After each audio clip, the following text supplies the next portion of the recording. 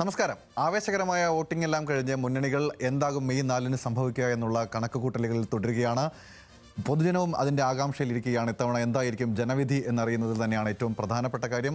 അത്തരത്തിൽ ചർച്ചകളൊക്കെ പുരോഗമിക്കുകയെ ഓട്ടം കെട്ടനും പുതിയൊരു അധ്യായമായി നിങ്ങളുടെ മുന്നിലേക്ക് എത്തുകയാണ്. ഈ തെരഞ്ഞെടുപ്പിൽ ഏറ്റവും വലിയ ചർച്ചയായ 2 മണ്ഡലങ്ങളിലെ സ്ഥിതി എന്തായിരിക്കും എന്നതാണ് ഈ ഘട്ടത്തിൽ വിലയിരുത്തുന്നത്. നിയമമണ്ഡലത്തിലും പാലക്കാടും എന്ത് സംഭവിക്കുമെന്നതാണ് ഏറെ ആകാംക്ഷ. ഒരുപക്ഷെ ഏറ്റവും വലിയ ചർച്ച നടന്ന മണ്ഡലങ്ങളിൽ 2 മണ്ഡലങ്ങൾ കൂടിയാണ് നേമവും പാലക്കാടും. ഇന്ന് ഈ ചർച്ചയിൽ ഓട്ടും കെട്ടനിൽ എന്നോടൊപ്പം ഉള്ളത് സുജിത് ചന്ദ്രനും ആസിഫ് മുഹമ്മദുമാണ്. നേരെ അവരിലേക്ക് കൂടി പോകാം. സുജിതേടാ, വലിയ ചർച്ച നടന്നിട്ടുള്ള, അല്ലെങ്കിൽ വലിയ കൂട്ടിക്കിഴിക്കലുകൾ നടന്നിട്ടുള്ള, വലിയ വിവാദങ്ങൾ നടന്നിട്ടുള്ള, ഒരുപക്ഷെ വോട്ടെടുപ്പിന് ശേഷവും വലിയ ചർച്ചകൾ നടക്കുന്ന ഒരു മണ്ഡലമായി നിലനിൽക്കുകയാണ് നേമത്ത്. നമ്മളിപ്പോൾ ഈ വോട്ട് പരിശോധിച്ച് കഴിഞ്ഞാൽ 1,38,000 വോട്ടാണ് പോൾ ചെയ്യപ്പെട്ടത്. 1,71,000 80.62% വോട്ട് ചെയ്തു. കഴിഞ്ഞ വർഷത്തേക്കാൾ, അല്ലെങ്കിൽ കഴിഞ്ഞ തവണത്തെ പോളിങ്ങിനേക്കാൾ 8,000 വോട്ടിൻ്റെ കുറവുമുണ്ട്. അപ്പോൾ എന്തായിരിക്കും നിയമം കാത്തുവച്ചിരിക്കുന്ന സർപ്രൈസ്? ഈ പോളിംഗ് ശതമാനത്തിലെ വ്യത്യാസം കണ്ടിട്ട് കണക്ക് കൂട്ടൽ ഏതായാലും ഇത്തവണ നടക്കത്തില്ല. കാര്യം ഈ വോട്ട് വെട്ടലും അതിൻ്റെ കൂടെ ചേർക്കലും ഒക്കെ കഴിഞ്ഞ് ഈ പട്ടിക ശുദ്ധീകരിക്കലിനും ഒക്കെ ശേഷം ഏതാണ്ട് 7-8% വ്യത്യാസം നമ്മൾ ഈ പറഞ്ഞ 2 മണ്ഡലങ്ങളിലും, ഇപ്പം നേമത്താണെങ്കിലും പാലക്കാടാണെങ്കിലും 7 മുതൽ 9% വരെ വ്യത്യാസം ഉണ്ടായിട്ടുണ്ട്. അതുകൊണ്ട് വോട്ടിംഗ് ശതമാനം കൂടിയതാർക്ക് ഗുണം ചെയ്യും, കുറഞ്ഞതാർക്ക് ഗുണം ചെയ്യും എന്നുള്ള ചർച്ചകളൊന്നും അത് താരതമ്യം കൃത്യമല്ലാത്തത് കൊണ്ട് തന്നെ ഈ ഘട്ടത്തിൽ പോസിബിൾ അല്ല. പക്ഷേ നമുക്ക് അനുമാനിക്കാവുന്ന ചില കാര്യങ്ങൾ എന്താണെന്ന് പറഞ്ഞാൽ, ഒന്ന്, CPM ഏതായാലും അത്രയ്ക്ക് കോൺഫിഡൻ്റ് അല്ല പൊതുവെ നിയമത്ത്, പ്രത്യേകിച്ചും തിരുവനന്തപുരത്ത് പൊതുവെ നിയമത്ത് പ്രത്യേകിച്ചും. കോളം ഒഴിച്ച് ബാക്കി എല്ലാ സീറ്റുകളും, ബഹുഭൂരിപക്ഷം സീറ്റുകളും ചുവന്ന കഴിഞ്ഞ തെരഞ്ഞെടുപ്പ് അതേപടി ആവർത്തിക്കുമെന്ന് ആരും കരുതുന്നില്ല. CPM തീരെ കരുതുന്നില്ല. എല്ലാം കൂടി കണക്ക് കൂട്ടി വെച്ചിട്ട് ഏതാണ്ട് 75 സീറ്റുകളോളം അധികാരത്തിൽ വരുമെന്ന് ഉള്ളിൽ അവർ കണക്ക് കൂട്ടുകയും 90 സീറ്റെന്ന് പുറമെ പറയുകയും ഒക്കെ ചെയ്യുന്ന കൂട്ടത്തിൽ നിയമം ഇല്ല. ഏതായാലും നിയമത്ത് പിന്നെ ജയിക്കണമെങ്കിൽ സാധാരണ രീതിയിലുള്ള കണക്കൂട്ടലുകൾക്കപ്പുറത്തെ കാര്യങ്ങൾ സംഭവിക്കണം. നേമത്ത് BJPയും നല്ല കോൺഫിഡൻ്റ് ആണ്. പക്ഷേ ജയിക്കുമോ എന്ന് ഉറപ്പിച്ച് ചോദിച്ചാൽ ജയിക്കും എന്ന് പറയാനും അവർക്ക് പറ്റാത്ത സാഹചര്യമുണ്ട്. അതുകൊണ്ടാണ് അതിന് ശേഷവും ഇപ്പോൾ ശിവൻകുട്ടിയുടെ പ്രതികരണങ്ങളിലൊക്കെ BJP സംസ്ഥാന അധ്യക്ഷൻ നേരിട്ട് പണവും മദ്യവും ഒഴുക്കി അദ്ദേഹത്തോട് മത്സരിക്കാൻ അംബാനിയെ പോലെയുള്ള ആൾക്കാർ വന്നാലൊക്കെ പറ്റൂ. എങ്കിൽ പോലും അദ്ദേഹം പറഞ്ഞ കണക്ക് കൗതുകരമാണ്. 55,877 വോട്ടിനോ മറ്റോ അങ്ങനെ എവിടെയോ ശിവൻകുട്ടി അത്തരം ചില തഗ്ഗുകളൊക്കെ പറയുന്നതാണല്ലോ. ഞാൻ ജയിക്കും, 29,000 ചില്ലറ വോട്ട് കോൺഗ്രസിന് കിട്ടും, 5,000 വോട്ടിൻ്റെ ഭൂരിപക്ഷത്തിന് അദ്ദേഹം ഉറച്ചിപ്പോഴും വിശ്വസിക്കുന്നുണ്ട്. പക്ഷേ അങ്ങനെ ഉറച്ചുണ്ടാവുന്ന ആ പട്ടികയിൽ അതില്ലാത്തതിൻ്റെ കാര്യം നേരത്തെ പറഞ്ഞ നമ്മൾ ഈ ഇരുന്ന് സംസാരിക്കുമ്പോൾ തന്നെ നിയമത്തെക്കുറിച്ച് ഉറച്ച് ഇപ്പോൾ ഗൗതം പറയൂ എന്ന് പറഞ്ഞാൽ ഗൗതത്തിന് ശരി ഇന്നാൾ ജയിക്കുന്ന ഉറപ്പിച്ച് പറയാൻ കരുതുന്ന ഒരു സാഹചര്യം. ഈ ഒരു സാഹചര്യം തന്നെയാണ് ഏതാണ്ട് രാഷ്ട്രീയക്കാരുടെയും മനസ്സിലുള്ളത്. പിന്നെ അവിടുത്തെ ഒരു കാര്യം എന്ന് പറഞ്ഞാൽ ഇപ്പോൾ ന്യൂനപക്ഷ വോട്ടുകൾ എങ്ങോട്ടേക്ക് മറിഞ്ഞു എന്നുള്ളതിലാണല്ലോ ഈ ഒരു ന്യൂനപക്ഷ വോട്ടുകളെ കാര്യമായി ഭിന്നിപ്പിക്കാൻ കഴിഞ്ഞെങ്കിൽ പിന്നെ വിജയം ഈ ഘട്ടത്തിലാകും, ഈ രൂപത്തിലാകും, അല്ലെങ്കിൽ മറ്റൊരു രൂപത്തിലാകും എന്നൊക്കെ പറഞ്ഞു. ഇപ്പോഴും CPM ഉപശാലകൾ അല്ലെങ്കിൽ CPMൻ്റെ താഴെത്തട്ടിലുള്ള സംഘടനാ സംവിധാനമൊക്കെ വിശ്വസിക്കുന്നത് ന്യൂനപക്ഷ വോട്ടുകൾ കാര്യമായിട്ട് ഭിന്നിച്ച് പോയിട്ടില്ലെന്നും ചെറിയ മാർജിനിലൊക്കെ ചിലപ്പോൾ ജയിക്കുന്നതാണ്. അത്ര തന്നെ കോൺഫിഡൻസ് BJPക്ക് അതിലാണ് ആസിഫ് മുഹമ്മദിനോട് ചോദിക്കുന്നത്. അതായത് ഒരുപക്ഷെ നമ്മൾ നേരത്തെ വോട്ടും കെട്ടലുമായി ബന്ധപ്പെട്ട് നമ്മൾ ഈ ഫ്ലോറിൽ തന്നെ ചർച്ച ചെയ്തെടുത്ത ഒരു ഘട്ടത്തിൽ നമ്മൾ പറഞ്ഞത് ചെറിയ വോട്ടിനൊക്കെ ചിലപ്പോൾ ശിവൻകുട്ടി കടന്നു കൂടിയേക്കാം എന്നുള്ളൊരു കാര്യം പറഞ്ഞു. അതിൽ കോൺഗ്രസിൻ്റെ സ്ഥാനാർത്ഥിത്വവും അതുമായി ബന്ധപ്പെട്ടുണ്ടായ ചർച്ചകളും, അല്ലെങ്കിൽ ഒരുപക്ഷെ കോൺഗ്രസ് കഴിഞ്ഞ 2 തെരഞ്ഞെടുപ്പിൽ ആ മണ്ഡലത്തിൽ നടത്തുന്നതുമായി ബന്ധപ്പെട്ടിട്ടുള്ള പ്രശ്നങ്ങളും അവരുടെ സംഘടനാ പ്രശ്നങ്ങളും ഒക്കെ നിലനിർത്തിക്കൊണ്ടാണ് നമ്മളത് പറയുന്നത്. പക്ഷേ പോളിംഗിന് ശേഷം നോക്കുന്ന ഒരു സാഹചര്യത്തിൽ നേരത്തെ സൂചിപ്പിച്ച പോലെ തന്നെ ഇത്തരത്തിലൊരു ന്യൂനപക്ഷ വോട്ടുകൾ ഭിന്നിപ്പിക്കപ്പെടാത്ത സാഹചര്യം ഉണ്ടാവുകയാണ്. ഒപ്പം ഹിന്ദു സമൂഹത്തിൻ്റെ വോട്ടുകൾ BJPക്കും കോൺഗ്രസിനും ലഭിക്കുന്ന ഒരു സാഹചര്യം ഉണ്ടാകുകയാണെങ്കിൽ എന്നൊക്കെയുള്ള ഒരു അനുമാനത്തിലേക്ക് എത്താൻ പറ്റുമ്പോൾ ആദ്യം പറഞ്ഞ കണക്കൂട്ടലുകൾ ഈ പറയുന്നവർ കടന്നുകൂടാനുള്ള സാധ്യത പോലും ഇല്ലേ അവിടെ? ഞാൻ പറഞ്ഞിട്ട് ഇടതുപക്ഷം കടന്നുകൂടാനുള്ളൊരു നേരിയ ചാൻസ് ഉള്ള മണ്ഡലം തന്നെയാണ് നിയമം എന്നാണ് ഇപ്പോഴും പറയുന്നത്. പൊതുവേ അത് ഇടതുപക്ഷത്തിന് അനുകൂലമായി നിൽക്കുന്ന ഒരു മണ്ഡലമാണ്. BJPയുടെ കടന്നവരോടുകൂടിയാണ് അതിന് ഇടതുപക്ഷത്തിന് ക്ഷീണം തട്ടിയില്ലെങ്കിൽ പോലും കോൺഗ്രസിന് ക്ഷീണം തട്ടുകയും അവിടെ BJPക്ക് ഒരു തവണയെങ്കിലും വിജയിച്ച് വരാൻ കഴിയുന്നൊരു സാഹചര്യം ഉണ്ടാകുകയും ചെയ്ത മണ്ഡലം. ഇത്തവണത്തെ ഒരു കണക്കുകൾ നോക്കിയാൽ നമുക്ക് സ്വാഭാവികമായും വോട്ട് എണ്ണം അവിടെ കുറവാണ്. അതായത് പോൾ ചെയ്യപ്പെട്ട വോട്ടിൻ്റെ എണ്ണം കുറവാണ്. ശതമാനം കൂടുതലാണ്. പക്ഷേ കഴിഞ്ഞ തവണ 1,46,17 വോട്ടുകൾ പോൾ ചെയ്യപ്പെട്ടപ്പോൾ ഇപ്രാവശ്യം 1,38,000 വോട്ടേ പോൾ ചെയ്യപ്പെട്ടിട്ടുള്ളൂ. കണക്ക് വെച്ച് നോക്കുമ്പോൾ ആണെങ്കിൽ വോട്ട് കുറവാണ്. കഴിഞ്ഞ തവണ വോട്ട് ചെയ്ത ആളുകൾ പോലും ഇത്തവണ വോട്ട് ചെയ്തൊരു സാഹചര്യം ഇല്ല എന്നുള്ളതാണ് ഏറ്റവും പ്രധാനപ്പെട്ടത്. കഴിഞ്ഞ തവണത്തെ സ്ഥാനാർത്ഥി എന്ന് പറയുന്നത് BJPയുടെ സ്ഥാനാർത്ഥി എന്ന് പറഞ്ഞാൽ കുമ്മനം രാജശേഖരനായിരുന്നു. BJPയുടെ ഓരോ വോട്ടുകളും പോൾ ചെയ്യപ്പെടാൻ അവർ താല്പര്യപ്പെടുന്ന ഒരു സ്ഥാനാർത്ഥി തന്നെയായിരുന്നു കുമ്മനം രാജശേഖരൻ. പക്ഷേ രാജീവ് ചന്ദ്രശേഖരൻ്റെ കാര്യത്തിലേക്ക് വരുമ്പോൾ അവിടെ വിഭാഗീയത പ്രവർത്തനങ്ങൾ സംസ്ഥാന അധ്യക്ഷനാണെന്നുള്ളതൊക്കെ ശരിയാണ്. പക്ഷേ വിഭാഗീയത മുറ്റി നിൽക്കുന്ന ഒരു സ്ഥലമെന്ന നിലയിൽ അവിടെ BJP വോട്ടുകൾ ഭിന്നിച്ചു പോകാനുള്ള സാധ്യത കൂടി നിൽക്കുന്നതാണ്. അങ്ങനെ ഒരു വിലയിരുത്തൽ. മറ്റൊരു പ്രധാനപ്പെട്ട ഒരു കാര്യം എന്ന് പറഞ്ഞാൽ നമ്മൾ നോക്കേണ്ടത് കെ മുരളീധരൻ മത്സരിച്ചപ്പോൾ ഉള്ള ആ ഒരു ഇതും ഒരു മുസ്ലിം ഏകീകരണത്തിനൊരു സാധ്യത ഉണ്ടായിരുന്നില്ല. കെ മുരളീധരൻ മത്സരിക്കുമ്പോൾ സ്വാഭാവികമായും ഒരു മുസ്ലിം വോട്ടുകൾ നേരെ BJP ജയിക്കുമെന്ന് കണ്ട് നേരെ പോയി ഇടതുപക്ഷത്തേക്ക് കുത്തുന്ന ഒരു സാഹചര്യം പൊതുവേ ഉണ്ടാവില്ല എന്നുള്ള കാര്യം ഉറപ്പാണ്. പക്ഷേ ഇത്തവണ അതല്ല. ഇത്തവണ ഇപ്പോൾ SDP ആയിക്കോട്ടെ, SDP ഒക്കെ പരസ്യമായി പ്രഖ്യാപിച്ചു. അത് ഗുണം ചെയ്യുമോ ദോഷം ചെയ്യുമോ എന്നുള്ളത് വേറൊരു കാര്യം. പക്ഷേ അങ്ങനെ മുസ്ലിം സമുദായത്തിനിടയിൽ സ്വാധീനം ചെലുത്താൻ കഴിയുന്ന സംഘടനകളെല്ലാവരും പരസ്യമായി തന്നെ അവർ പ്രഖ്യാപിക്കാറുള്ള സംഘടനകളെല്ലാം പരസ്യമായി പ്രഖ്യാപിച്ചത് ഇടതുപക്ഷത്തിന് ഞങ്ങൾ വോട്ട് ചെയ്യും, BJP ജയിക്കാതിരിക്കാനുള്ള ഒരു സാധ്യത എന്നുള്ളതാണ്. ഏകദേശം 29,000-ഓളം മുസ്ലിം വോട്ടുകളുള്ളൊരു മണ്ഡലമാണ്. അതിൽ 25,000 പോൾ ചെയ്യപ്പെട്ടിട്ടുണ്ട് എന്ന് കണക്ക് കൂട്ടുന്നു. അതിൽ 20,000 വോട്ടുകൾ എങ്കിലും LDFന് കിട്ടുന്ന ഒരു സാഹചര്യം ഉണ്ടായാൽ അവിടെ CPM സേഫാന്ന് ഞാൻ പറയും. വലിയ മാർജിനല്ല, പക്ഷേ സേഫ് ആയിരിക്കും. കാരണം ഈ മാർജിന്റെ കണക്ക് വരുമ്പോഴാണ്, അതായത് കഴിഞ്ഞ തവണ അവിടെയാണ് അവർക്ക് 10,000 വോട്ട്, ഞാൻ പറഞ്ഞത് 20,000 വോട്ട് കിട്ടിക്കഴിഞ്ഞാൽ അതിൻ്റെ പ്രധാനപ്പെട്ട കാര്യം ഈ ശിവൻകുട്ടി ജയിക്കുന്ന രണ്ട് സമയത്തും ജയിക്കുന്ന സാഹചര്യത്തിൽ 10,000 വോട്ടിന് താഴെയുള്ളൂ. അത്രേ ഉള്ളൂ. അത് ഞാൻ പറഞ്ഞു, ഭൂരിപക്ഷത്തിൻ്റെ കാശല്ല ഞാൻ പറയുന്നത്. അപ്പം 20,000 വോട്ട് പിടിക്കാൻ കഴിഞ്ഞാൽ പോലും സേഫ് ആയിരിക്കും. മറ്റൊന്നുള്ളത് ഹിന്ദു അപ്പർ കാസ്റ്റ് വോട്ടുകൾ എന്ന് നമ്മൾ പറയുന്ന വോട്ടുകളുണ്ടല്ലോ, അത് സ്വാഭാവികമായും ഇത്തവണ UDFന് അത് BJPക്ക് കിട്ടുമെന്ന് നമ്മൾ വിചാരിക്കുന്ന വോട്ടുകളാണ്. BJPക്ക് കൂട്ടത്തോടെ വന്ന് കിട്ടാൻ സാധ്യതയുണ്ട് എന്ന് വിലയിരുത്തപ്പെടുന്ന വോട്ടുകളാണ്. ആ വോട്ടുകളിൽ ഇത്തവണ ഒരു BJPക്ക് അങ്ങനെ പ്രതീക്ഷിക്കാൻ കഴിയില്ല. അവിടെ കോൺഗ്രസിന് അനുകൂലമായും അതിൽ നിന്ന് വോട്ടുകൾ പോകാനുള്ള ഒരു സാധ്യതയുണ്ട്. CPMന് ലഭിച്ചുകൊണ്ടിരിക്കുന്ന പരമ്പരാഗത ഹിന്ദു വോട്ടുകൾ CPMന് തന്നെ ലഭിക്കുകയും കൂടി ചെയ്യുകയാണെങ്കിൽ കടന്നുകൂടാനുള്ള ഒരു സാധ്യത. മറ്റൊരു ഒരൊറ്റ കാര്യം കൂടെ ഞാൻ സൂചിപ്പിക്കുന്നത് CSI സഭയുമായി ബന്ധപ്പെട്ടുള്ള ഒരു വോട്ടുകളാണ്. 17,000-ഓളം വോട്ടുകൾ CSI സഭയ്ക്ക് ഉണ്ട് എന്നാണ് പറയുന്നത്. അതിൽ തന്നെ ഇത്തവണ അത് BJPക്ക് അനുകൂലമായി പോകുമെന്ന് വിചാരിച്ചിരുന്ന വോട്ടുകളാണ്. പക്ഷേ അതിൽ അവസാന ഘട്ടത്തിൽ ഈ പ്രവീണിൻ്റെ സ്ഥാനാർത്ഥിൻ്റെ ഒക്കെ വന്നപ്പോൾ അതിൻ്റെ അതൊരു മാറിച്ചിന്ത. എന്തായാലും അങ്ങനെ പോയി ബൾക്കായിട്ട് വോട്ട് ചെയ്യാനുള്ള സാധ്യതയും അവിടെ അടയുന്ന ഒരു സാഹചര്യമുണ്ട്. അങ്ങനെ വരികയാണെങ്കിൽ സ്വാഭാവികമായും ഈ ന്യൂനപക്ഷ വോട്ടുകളുടെ ഒരു ഏകീകരണം എന്ന് പറയുന്ന ഒരു സാഹചര്യത്തിൽ കഴിഞ്ഞ തവണ ഉണ്ടായതിനേക്കാൾ കൂടുതൽ ന്യൂനപക്ഷ വോട്ടുകളുടെ ഒരു ഏകീകരണം ഇത്തവണ ഉണ്ടാകുമെന്ന് ഞാൻ ഉറച്ചു വിശ്വസിക്കുന്നുണ്ട്. അതുണ്ടാവുകയാണെങ്കിൽ ശിവൻകുട്ടി തന്നെയായിരിക്കും നിയമത്തെ MLA വരാൻ പോകുന്നത്. അങ്ങനെ ഉണ്ടായിട്ടില്ല എങ്കിൽ, ന്യൂനപക്ഷ വോട്ടുകളുടെ ഒരു ഏകീകരണം ഉണ്ടായിട്ടില്ല, CSI വോട്ടുകൾ അങ്ങനെ ഉദ്ദേശിക്കുന്ന തലത്തിൽ അവസാന ഘട്ടത്തിൽ ഭിന്നിക്കപ്പെടുന്ന സാഹചര്യമില്ലെങ്കിൽ BJPക്ക് സാധ്യതയുള്ള മണ്ഡലം തന്നെയാണ്. എന്തായാലും കോൺഗ്രസ് അവിടെ 3-ാം സ്ഥാനത്തേക്ക് പോകാനുള്ള സാധ്യത തന്നെ നിൽക്കുന്നുള്ളൂ. കഴിഞ്ഞ തവണ കെ മുരളീധരൻ പിടിച്ച വോട്ടുകൾ പിടിച്ചില്ലെങ്കിൽ പോലും അതിനേക്കാൾ 5,000-6,000 വോട്ടുകളാണ് പിടിക്കുന്നതെങ്കിൽ പോലും നിലവിൽ നിയമം LDFന് സാധ്യതയുള്ളതാണ്. പക്ഷേ ഇവിടെ നമ്മൾ ഗ്രൗണ്ടിൽ അല്ലെങ്കിൽ നമ്മുടെ തന്നെ റിപ്പോർട്ടർമാർ അവിടെ നിന്ന് റിപ്പോർട്ട് ചെയ്ത ആളുകൾ അവർ പങ്കുവച്ച കുറച്ച് വിവരങ്ങൾ അല്ലെങ്കിൽ അവരുടെ നിന്നുള്ള ഫീഡ്ബാക്കൊക്കെ നമ്മൾ ശ്രദ്ധിക്കുന്ന സമയത്ത് ഈ ശബരിനാഥനുമായി ബന്ധപ്പെട്ട് അവിടെ വന്നിട്ടുള്ള മറ്റൊരു മാറ്റം അല്ലെങ്കിൽ അവിടെ ഇവോൾവ് ചെയ്യപ്പെട്ടിട്ടുള്ള മറ്റൊരു ഗ്രൗണ്ട് സിറ്റുവേഷനെ കുറിച്ച് പറയുമ്പോൾ ശബരിനാഥൻ്റെ വ്യക്തിബന്ധങ്ങൾ, പ്രത്യേകിച്ച് അമ്മ അവിടെ ടീച്ചറായിരുന്ന മണ്ഡലമാണത്, അതുവഴിയുള്ള കുറച്ച് ബന്ധങ്ങളുണ്ട്. ഒപ്പം തന്നെ ഈ തീരദേശ മേഖലയുമായി ബന്ധപ്പെട്ട് പ്രത്യേകിച്ച് ഭീമാപ്പള്ളി ഉൾപ്പെടെയുള്ള സ്ഥലങ്ങളുമായി ബന്ധപ്പെട്ട് ഉള്ള കോൺഗ്രസ് അനുകൂലമായി നിൽക്കുന്ന ഒരു ഘടകം. അതോടൊപ്പം തന്നെ നിലവിൽ നിയമമണ്ഡലം ഉൾപ്പെടുന്ന 22 വാർഡുകൾക്കകത്ത് കോൺഗ്രസിന് കാര്യമായ മുന്നേറ്റം ഈ മുനിസിപ്പാലിറ്റി തെരഞ്ഞെടുപ്പിലുണ്ടായില്ലെങ്കിൽ പോലും തിരുവനന്തപുരത്ത് അവർക്ക് കുറച്ചുകൂടി സംഘടനാ പ്രവർത്തനം നടത്താൻ കഴിയുന്ന തരത്തിലേക്ക് അല്ലെങ്കിൽ നടത്തുന്ന തരത്തിലേക്ക് ഈ ശബരിനാഥൻ്റെ സ്ഥാനാർത്ഥിത്വം വന്നിട്ടുണ്ട് എന്നൊരു വിശ്വാസം കോൺഗ്രസിൻ്റെ ആളുകൾക്കിടയിലുണ്ട്. പ്രത്യേകിച്ച് ഈ പറയുന്ന വോട്ട് സമാഹരണത്തിൽ അവർക്ക് കിട്ടാവുന്ന പോക്കറ്റുകൾ ഇത്തവണ ഒരു തരത്തിലും ചോരരുത് എന്നുള്ളൊരു വാശി അവർ നിയമസഭാ മണ്ഡലത്തിൽ സീറോ അല്ലേ? തിരുവനന്തപുരത്തിന്റെ പൊതു അത് ഞാൻ പറഞ്ഞു വരുന്നത് നോക്കുമ്പോഴാണ് 8 സീറ്റല്ലേ ഉള്ളവർക്ക്. ഈ 8 സീറ്റിൽ ഒന്നുമില്ല നിയമത്ത്. 17-5 ആകെ 22 മണ്ഡലങ്ങളുടെ 22 വാർഡുകളുടെ ഒരു സീറ്റാണ്. അത് നിയമം ഈ ഡീലിമിറ്റേഷന് ശേഷം തന്നെ നിയമം ഏതാണ്ട് ഇടതനുകൂലമായിട്ട് അത് നേരത്തെ ശക്തൻ കാട്ടാക്കടയുടെ ഒക്കെ ഭാഗങ്ങൾ പോയിട്ട് നഗര കേന്ദ്രീകൃത ഭാഗങ്ങൾ അല്ലെ ഈ നഗരസഭാ ഭാഗങ്ങൾ മാത്രമാണ്. അതിൽ 22 വാർഡിൽ 17 UDF-നും 17 ബി ജെ പിക്കും 5 CPM ഉള്ളത്. അവിടെ ഒരു സീറ്റ് പോലും UDF-ന് ഇല്ല.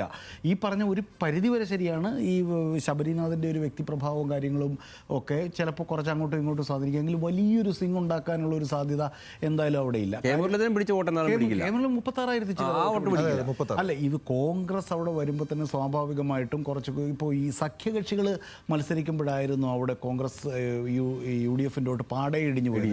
JDU-ൽ സുരേന്ദ്രപിള്ള ഉള്ള കാലത്ത് അങ്ങേര് മത്സരിച്ചപ്പോഴായിരുന്നു എത്രയാ 13,000 ചില്ലറ വോട്ടിലേക്ക് ഇടിഞ്ഞതാണ്. വർഷത്തിന് കണക്ക് ഇവിടെ ഉണ്ടെന്ന് തോന്നുന്നു അല്ലേ? കെ മുരളീധരൻ മത്സരിച്ചപ്പോൾ 36,520 ശക്തിന് ശേഷമായിരുന്നു. അപ്പോഴും വലിയ ഭയങ്കര 13,860 ഇടിഞ്ഞതാണ്. അതായത് 9.8% നിന്ന് കെ മുരളീധരൻ മത്സരിക്കുമ്പോൾ 25.1% മാറുകയാണ്. 36,524 വോട്ടാണ് കെ മുരളീധരൻ നേടാനായത്. അതുകൊണ്ടാണ് എന്താ ശിവൻകുട്ടിക്ക് ജയിക്കാനും പറ്റിയ കുമ്മനം പോലെ ഒരു ശക്തനായ സ്ഥാനാർത്ഥി അവിടെ നിൽക്കുന്നത്. ഏതായാലും ആ ലെവലിലേക്ക് ശബരിനാഥന് ഒരു വ്യക്തിപ്രഭാവം അല്ലെങ്കിൽ വോട്ട് സ്വാധീനിക്കാനുള്ള ശേഷി എന്തായാലും നിലവിലത്തെ രാഷ്ട്രീയ സാഹചര്യത്തിലും കോൺഗ്രസിന്റെ ഇവിടുത്തെ സംഘടനാ ബലം വെച്ച് നോക്കിയാൽ ഞാൻ പറഞ്ഞ എൻ്റെ ഒരു പോയിന്റ് അതാണ്. അത് കെ മുരളീധരൻ മത്സരിക്കുമ്പോൾ ന്യൂനപക്ഷ വോട്ടുകളുടെ ഏകീകരണത്തിന് സാധ്യത കുറവാണ് LDF-ന് അനുകൂലമായിട്ട്. കെ മുരളീധരൻ എന്ന് പറയുന്ന ആള് പ്രത്യേകിച്ച് മുസ്ലിം സമുദായത്തിലെ വോട്ടുകൾ കെ മുരളീധരൻ മത്സരിക്കുമ്പോൾ സ്വാഭാവികമായും അർത്ഥത്തിലൊരു നേരിയ എഡ്ജ് അവിടെ ഉണ്ട്. പക്ഷേ ആ എഡ്ജ് ഉറക്കെ പറയാൻ ധൈര്യക്കുറവാണ് ഇതിന്റെ പ്രശ്നം. ആ ധൈര്യക്കുറവ് മാറ്റാൻ കഴിയുന്ന തരത്തിലേക്കുള്ള പോളിംഗ് നടന്നിട്ടുണ്ടോ എന്ന് വിശ്വസിക്കാൻ കഴിയില്ല. കാരണം അവിടെയാണ് ഞാൻ നേരത്തെ പറഞ്ഞത്. അതായത് കഴിഞ്ഞ 2 തെരഞ്ഞെടുപ്പുകൾ ജയിക്കുന്ന ശതമാനം കൂടിയത് കാര്യമില്ല.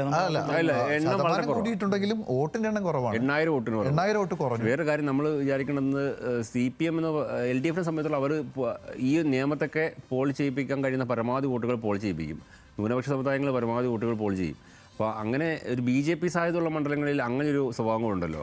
ആ സ്വഭാവം ഒരിക്കലും BJP-ക്ക് അനുകൂലമായി ഈ വോട്ടിന്റെ എണ്ണം കുറഞ്ഞ സമയത്ത് വരാൻ സാധ്യത. അത് മാത്രമല്ല ഇത്തവണ അവിടെ ഉണ്ടായ വിവാദങ്ങൾ കൂടി ഇതിൽ ഏറ്റവും ശ്രദ്ധേയമായി മാറേണ്ട ഒരു ഘടകം കൂടി ഉണ്ടെന്ന് തോന്നുന്നു. കാരണം ഒരുപക്ഷെ ഈ വോട്ടിന് പണം എന്നുള്ള ആരോപണം ആദ്യം ഉന്നയിക്കുന്നത് ഒരുപക്ഷെ വി ശിവൻകുട്ടിയാണ്. വന്നിട്ട് വോട്ടിന് ഇങ്ങനെ പണം ഒഴുക്കുന്നു, UP-യിൽ നിന്നും കാറുകൾ വരുന്നു, മദ്യം വരുന്നു, രജിസ്ട്രേഷൻ വേറെയുള്ള കാറുകൾ, എന്തോ നിഗൂഢമായ കൈമാറ്റം നടത്തുന്നു, പോസ്റ്റൽ ഡിപ്പാർട്ട്മെന്റ് നേരിട്ട് നേതൃത്വം നൽകുന്നു. അദ്ദേഹത്തിന്റെ PR ടീമുകളും ഒക്കെ ഈ ജനാധിപത്യത്തെ മോശമായ രീതിയിൽ കൈകാര്യം ചെയ്യാനുള്ള അത്തരത്തിൽ ഏറ്റവും രസകരമായി എനിക്ക് തോന്നിയത് ഈ വികസനവുമായി ബന്ധപ്പെട്ട ചർച്ചയാണ്. അതായത് ആദ്യം ചർച്ച നടക്കുന്ന തൃത്താല മണ്ഡലത്തിലാണ്. MP രാജേഷും മറ്റേ നമ്മുടെ അവിടുത്തെ UDF സ്ഥാനാർത്ഥിയായിട്ടുള്ള VT ബൽറാമും തമ്മിലാണ് ചർച്ച നടക്കുന്നത്. പക്ഷേ അതിനുശേഷം വന്നിട്ട് പിന്നെ ചർച്ച നടക്കുന്നത് മുന്നോട്ട് വെച്ച വികസന രേഖയിലെ മുഴുവനും ഞങ്ങൾ കൊണ്ടുവന്നാണ് പറയുന്നത്. അല്ല, അത് മാത്രമല്ല ഈ വികസനത്തിനൊരു ഈ വികസന ചർച്ച ഒരു പൊതുമണ്ഡലത്തിലേക്ക് എടുത്ത് ആദ്യം വെക്കുന്നത് ഈ വി ശിവൻകുട്ടി എന്നിട്ട് വാർത്താ സമ്മേളനം നടത്തുമ്പോഴാണ്. വെല്ലുവിളിക്കുന്നു. പിന്നെ മോദി വരുന്ന ദിവസമാണെങ്കിൽ എനിക്ക് പറ്റില്ല എന്ന് പറയുന്നു. പക്ഷെ അത് നടന്നില്ല. തത്വത്തിൽ അത് മറ്റു രീതിയിൽ നടന്നില്ല. തുറന്ന സംവാദം നമ്മൾ പ്രതീക്ഷിച്ച രീതിയിൽ നടന്നില്ല. പക്ഷെ എങ്കിൽ പോലും റീലുകളായിട്ട് അങ്ങോട്ടും ഇങ്ങോട്ടും പ്രതികരിക്കുകയൊക്കെ ചെയ്തു. പക്ഷേ ഈ രാജീവ് ചന്ദ്രശേഖരനെ അവിടെ പ്ലേസ് ചെയ്തിരിക്കുന്നതും നമ്മൾ ശ്രദ്ധിച്ചാൽ മനസ്സിലാവും. ഈ തെരഞ്ഞെടുപ്പ് സമയത്തുണ്ടായത് BJP-ക്ക് വലിയ IT സെൽ പ്രവർത്തനം ഇല്ല എന്ന് വിലയിരുത്തപ്പെട്ടൊരു സംസ്ഥാന തലത്തിൽ ഇല്ല എന്ന് വിചാരിക്കുന്നു.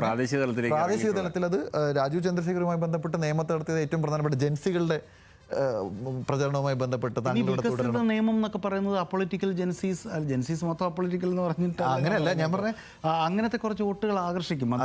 അതിനുള്ളൊരു ശ്രമവും നടന്നു. മീൻസ് അത്തരത്തിലുള്ള ബൈറ്റുകൾ വന്നു, കുട്ടികൾ പ്രതികരിക്കുന്നത് കണ്ടു, അത് പിന്നെ ചർച്ചയായി. ഈ മാരാർജി ഭവനിൽ ഈ തെരഞ്ഞെടുപ്പ് കാലത്ത് നമ്മളിടയ്ക്ക് മറ്റേ യാത്രയുടെ ഭാഗമായിട്ട് പോയിട്ടുണ്ടായിരുന്നു.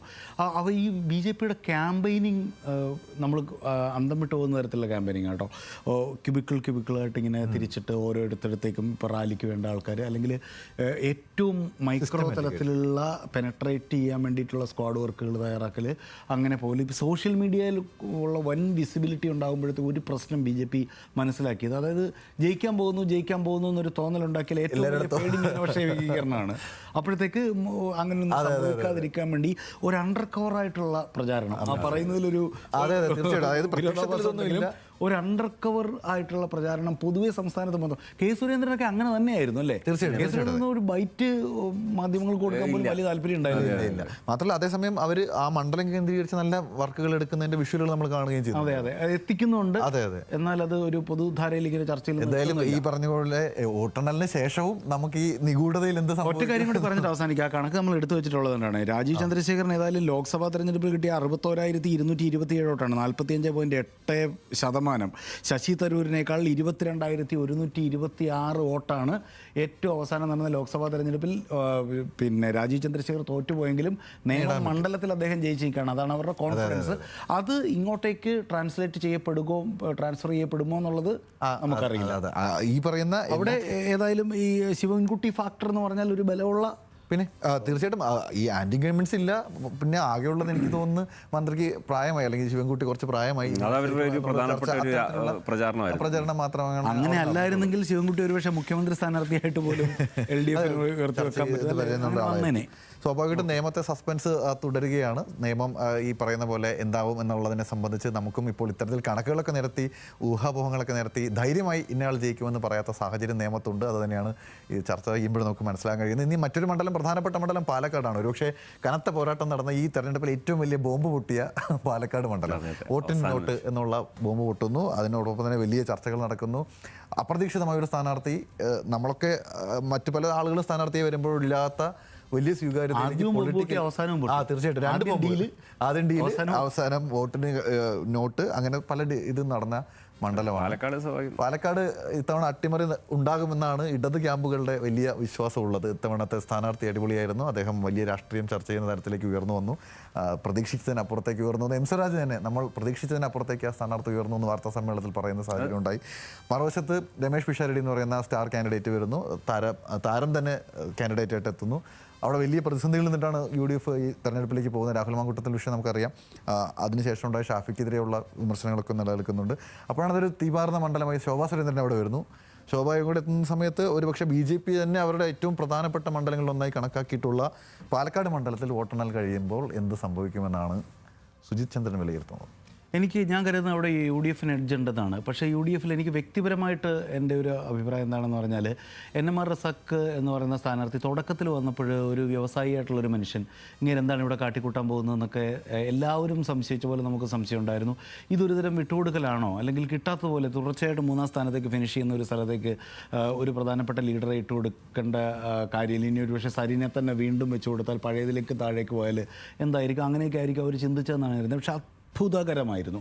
ഈ ഇദ്ദേഹത്തിൻ്റെ പ്രചാരണമൊക്കെ നമ്മൾ അടുത്ത് നിന്ന് കണ്ടിട്ടുണ്ട്. ഒരു ദിവസം നമ്മുടെ യാത്രയുടെ ഏതാണ്ടൊരു പകല് ഈ അങ്ങേർക്കൊരുള്ള കരിസ്മ എന്ന് പറഞ്ഞാൽ നമുക്ക് സമ്മതിക്കാൻ പറ്റാത്ത നമുക്ക് അത്ര വിസ്മയകരമാണ്. ഒരു സ്ഥലത്തേക്ക് ചെന്നാൽ ആ സ്ഥലത്തേക്ക് ഭയങ്കര ഒരു പാത്രത്തിലേക്ക് വെള്ളം വന്ന് വീഴുന്നത് പോലെ അവിടേക്ക് ഇറങ്ങിച്ചെല്ലുക, അതിൻ്റെ ജൈവതാളങ്ങളുമായിട്ട് പരമാവധി സമരസപ്പെടുക, എന്നിട്ട് ആ സ്ഥലത്ത് നിലനിൽക്കുന്ന ഒരു താളത്തെ സ്വന്തം താളമാക്കി മാറ്റാനുള്ള ഒരു അത്ഭുതകരമായ ശേഷി ഈ NMR റസാഖ് എന്ന് പറയുന്ന കാൻഡിഡേറ്റിനുണ്ട്. നമ്മൾ UDFൽ നേരത്തെ ഷാഫിക്കൊക്കെ കണ്ടിട്ടുള്ള പോലെ ഒരു പ്രത്യേകത. അതുകൊണ്ട് തന്നെ നേരത്തെ സ്വരാജ് പറഞ്ഞ പോലെ LDF ക്യാമ്പ് പോലും പ്രതീക്ഷിക്കാത്ത തരത്തിലുള്ള ഓളം അവിടെ ഉണ്ടാക്കിയിട്ടുണ്ട്. സോഷ്യൽ മീഡിയയിൽ പുറത്ത് കാണുന്ന ഓളമല്ല മണ്ഡലത്തിലെ ഓളം. മണ്ഡലത്തിൽ അങ്ങനെ കാര്യമായിട്ടൊന്നും ഇല്ല എന്നൊക്കെയാണ് ഈ നമ്മൾ അന്വേഷിച്ചപ്പോഴൊക്കെ കേട്ടിട്ടുണ്ടായിരുന്നെങ്കിൽ അവിടെ ചെന്ന് മനസ്സിലാക്കുമ്പോൾ അത്രയ്ക്ക് തന്നെ അദ്ദേഹത്തിന് അവിടെ ഉണ്ടാക്കിയിട്ടുണ്ട്. ഞാൻ കരുതുന്നത് സരിനൊക്കെ നേടിയ വോട്ടിനേക്കാളിലൊക്കെ മീതെ വോട്ട് അദ്ദേഹം അവിടെ നേടും.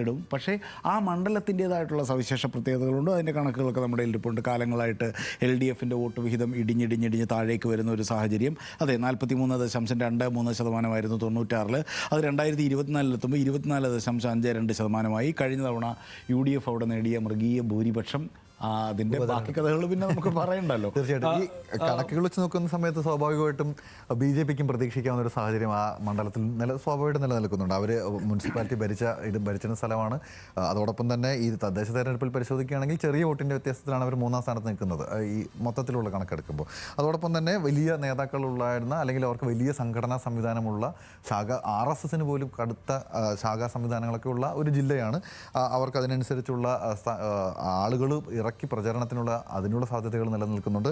കണക്ക് നോക്കിക്കഴിഞ്ഞാൽ 2024 ഉപതെരഞ്ഞെടുപ്പിൽ 1,38,000 വോട്ടാണ് പോൾ ചെയ്യപ്പെട്ടത്. 2021 തെരഞ്ഞെടുപ്പിൽ പൊതു തെരഞ്ഞെടുപ്പിൽ 1,42,000 ആയിരുന്നു. 2016 തെരഞ്ഞെടുപ്പിൽ 1,37,000 ആയിരുന്നു. ഏതാണ്ട് 1,42,000 അടുത്ത് നിൽക്കുന്ന 40,000 അടുത്ത് നിൽക്കുന്ന വോട്ട് അവിടെ എല്ലാ വട്ടവും പോൾ ചെയ്യുന്നുണ്ട്. ഇത്തവണ 1,45,000 അപ്പോൾ സ്വാഭാവികമായിട്ടും എനിക്ക് ആ കണക്കിന് അതൊരു സാധനം, അതായത് BJP ഏതെങ്കിലും തരത്തിൽ ജയിക്കാൻ സാധ്യതയുണ്ട് എന്ന് കാണുന്ന ഘട്ടത്തിൽ അവിടെ വോട്ടിംഗ് ശതമാനം പോൾ ചെയ്യപ്പെടുന്ന വോട്ടിൻ്റെ എണ്ണം കൂടും. അത് തന്നെയാണ് ഇത്തവണ നടന്നിരിക്കുന്നത്. അതായത് 2021 1,42,104, 24 1,38,000 ഉള്ളൂ. ഇപ്രാവശ്യം വീണ്ടും അത് 1,45,000 ആയിട്ട് വർദ്ധിച്ചു.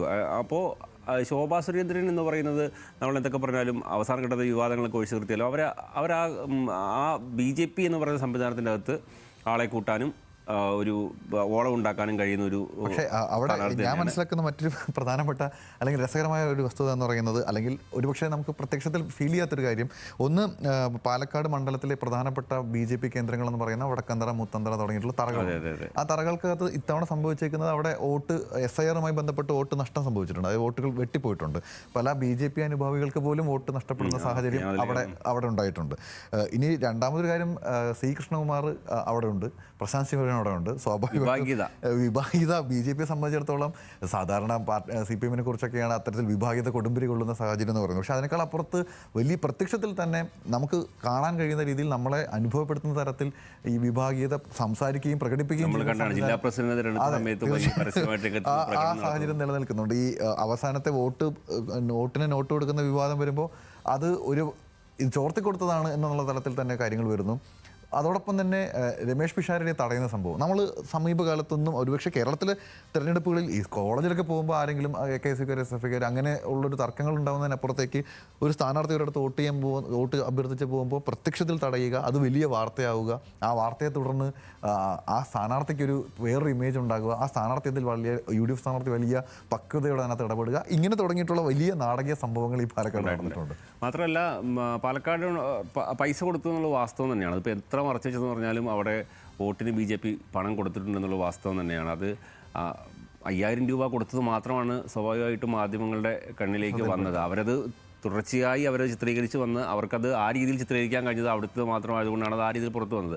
അപ്പോൾ അങ്ങനെ BJP വിജയിക്കാൻ കഴിയുന്നൊരു മണ്ഡലം എന്ന രീതിയിൽ അവർക്ക് ചെയ്യാൻ കഴിയുന്ന എല്ലാം അവർ ചെയ്തിട്ടുണ്ട്. ഈ വിഭാഗീയത പ്രവർത്തനങ്ങളൊക്കെ ഉണ്ട് എന്ന് പറയുമ്പോൾ പോലും മറ്റൊരു തരത്തിൽ അവർ പണം കൊടുത്തിട്ടാണെങ്കിൽ പണം കൊടുത്തിട്ട് തൃശ്ശൂർ ലോക്സഭാ തിരഞ്ഞെടുപ്പിലേക്ക് എങ്ങനെയാണോ BJPയുടെ സംവിധാനം വർക്ക് ചെയ്തത് ആ തരത്തിൽ തന്നെ വർക്ക് ചെയ്തൊരു മണ്ഡലമാണ് പാലക്കാട് എന്ന് നമുക്ക് പറയേണ്ടി വരും. പക്ഷേ അതിൻ്റെ അകത്തൊരു സാധനം എന്ന് പറയുന്നത് എനിക്ക് പറയാനുള്ളത്, അതായത് അവിടെ UDF വിജയിക്കുന്ന ഒരു ഘട്ടം വന്നാലും കഴിഞ്ഞ തവണത്തെ ഭൂരിപക്ഷം ഉണ്ടാവില്ല. LDFന് തോൽക്കുന്ന ഘട്ടം വന്നാലും LDF കഴിഞ്ഞ തവണത്തെ പോലെ താഴേക്ക് പോവില്ല. ഈ ഒരു 2 ഫാക്ടർ ഇത്തവണ ഉറപ്പായിട്ട് വർക്ക് ചെയ്യും. അതിനകത്ത് എനിക്ക് പ്രധാനമായും പറയാനുള്ളത് സുചിത്രം പറഞ്ഞതുപോലെ NMR റസാഖ് എന്ന് പറയുന്ന സ്ഥാനാർത്ഥി ആദ്യഘട്ടത്തിൽ വ്യവസായി എന്ന ചീത്തപ്പേരോടുകൂടി കടന്നു വന്ന സ്ഥാനാർത്ഥിയാണ്. പക്ഷേ അതിൻ്റെ ഒരു വലിയൊരു കാര്യം എന്ന് പറഞ്ഞാൽ വ്യവസായി എന്ന് പറഞ്ഞാൽ പുള്ളി ഒരു വലിയ ഒരു ധനിക കുടുംബത്തിലേക്ക് ജനിച്ച് അങ്ങനെ അതിൻ്റെ ഒരു പാരമ്പര്യത്തോട് വ്യവസായി ആണെന്നുള്ള കേട്ടോ. അദ്ദേഹം എങ്ങനെ ഏറ്റവും ചെറിയ ജോലികൾ ചെയ്ത് അങ്ങനെ അധ്വാനിച്ച് വന്ന് പൈസ ഉണ്ടാക്കി അത്യാവശ്യം ഒരു ഹോട്ടലും വ്യവസായവും പെട്ടെന്ന് ഒരു ദിവസം കടന്നു വന്ന ഒരു പണച്ചക്കായിട്ട് തന്നെ ഇടതുപക്ഷക്കാരനും CPM.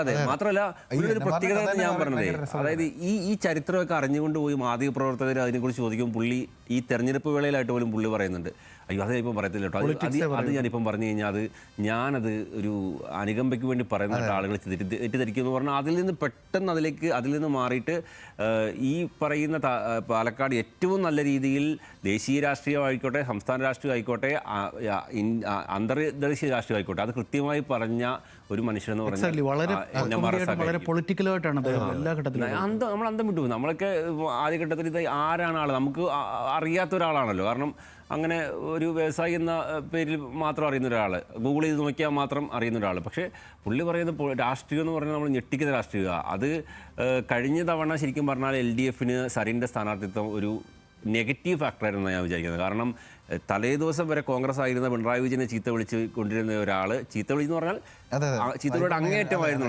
ഒരു സൈബർ പോരാളിയുടെ ലെവലിലുണ്ടായിരുന്ന ആളാണ് സരിൻ. ആ സരിൻ വന്ന് LDFൻ്റെ പാളത്തിലേക്ക് മത്സരിക്കുക എന്ന് പറഞ്ഞാൽ സ്വാഭാവികമായും അത് എന്തൊക്കെ പറഞ്ഞാലും ആ വോട്ട് കിട്ടിയത് തന്നെ അത്ഭുതമായിട്ട് ഞാൻ കരുതുള്ളൂ. പക്ഷേ ഇത്തവണ ആ ഒരു ഫാക്ടറൊന്നുമില്ല. LDFന് പാലക്കാട് മണ്ഡലത്തിൽ ഉണ്ടായിക്കൊണ്ടിരിക്കുന്ന ഇടിവ് എന്ന് പറയുന്നത് അതിനെ നികത്തി വിജയിച്ചു വരുമോ രണ്ടാമത് വരുമോ എന്നുള്ള അവകാശവാദമൊന്നുമില്ല. പക്ഷേ ആ വിടവ് പയ്യെ നികത്തിക്കൊണ്ട് വരാൻ കഴിയുന്ന തരത്തിലുള്ള സാധനം തന്നെയായിരുന്നു NMR. സുജിചന്ദ്രൻ ഒരു പക്ഷേ അവിടെ ഗ്രൗണ്ടിൽ പോയ സമയത്ത് ഇപ്പോൾ ഞാനൊക്കെ പാലക്കാടിൻ്റെ ഭാഗമായി കുറച്ചു കാലം നിന്നിട്ടുള്ളൊരു സ്ഥലം കൂടിയാണ്. അപ്പോൾ അവിടെ പാർട്ടി സംവിധാനവുമായി ബന്ധപ്പെട്ട് ഇപ്പോൾ CPMൻ്റെ പ്രവർത്തനവുമായി ബന്ധപ്പെട്ട് വലിയ ആക്ഷേപം കേൾക്കുന്ന ഒരു ഏരിയ കമ്മിറ്റിയാണ് പാലക്കാട് ഏരിയ കമ്മിറ്റി. ഇത്തവണ ഈ NMR റസാഖുമായി ബന്ധപ്പെട്ടുള്ള പ്രചരണ സമയത്തോ അല്ലെങ്കിൽ അതിൽ മറ്റ് തരത്തിലുള്ളൊരു വിശകലനം നടത്തുന്ന സാഹചര്യത്തിൽ അവിടുത്തെ ഗ്രൗണ്ട് ലെവലിലുള്ള ആളുകളുമായുള്ള സംസാരത്തിനിടയിലൊക്കെ നമുക്ക് പലപ്പോഴും കേൾക്കാൻ കഴിയുന്നത് പാർട്ടി കുറച്ചുകൂടി ഏതാണ്ട് ഒറ്റക്കെട്ടായിട്ട് സംഘടനാ സംവിധാനം പ്രവർത്തിച്ചു എന്നുള്ളത് ശരി തന്നെയാണ്. അത് വളരെ വിസിബിളായിട്ട് കാണുകയും ചെയ്യായിരുന്നു. മറ്റ് ജില്ലകളിൽ നിന്ന് വരെ ആളുകൾ വന്നിട്ട് ഇപ്പോൾ കഴിഞ്ഞ തവണ തൃത്താലയിലൊക്കെ കേന്ദ്രീകരിച്ചതുപോലെ തൃത്താലയിൽ ഇത്തവണ അത്ര കേന്ദ്രീകരിച്ചിട്ടില്ല എന്നുള്ളൊരു പരാതിയുണ്ടല്ലോ. അതേപോലെ തന്നെ ഇവിടെ ആളുകൾ വന്നിട്ട് നമ്മളിപ്പോൾ ഒരു ശ്മശാനത്തിൽ വെച്ചിട്ട് ഒരാളുടെ പിന്നെ ശവദാഹത്തിൽ പങ്കെടുക്കാൻ വേണ്ടിയിട്ട് ഈ LDF സ്ഥാനാർത്ഥി പോകുന്ന സ്ഥലത്ത് വെച്ചായിരുന്നു നമുക്ക് അദ്ദേഹത്തെ കാണാൻ പറ്റിയത്. അവിടേക്ക് ചെന്നെങ്കിൽ പാലക്കാട് ഇദ്ദേഹത്തിൻ്റെ ഹോട്ടലിൻ്റെ പുറകിൽ തന്നെയുള്ളൊരു ശ്മശാനമുണ്ട്.